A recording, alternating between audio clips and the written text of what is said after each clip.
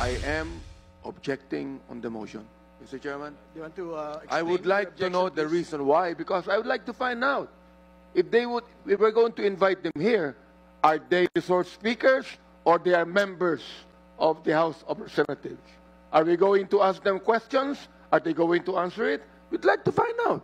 Sabi nyo kanina, kahit sino masagasaan, wala tayong sasantuhin, kahit congressman, kahit senador.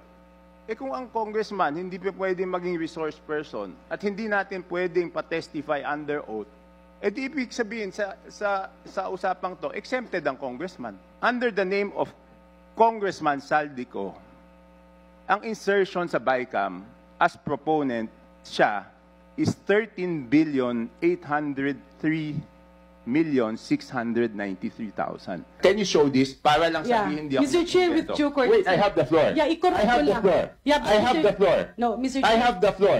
Yeah.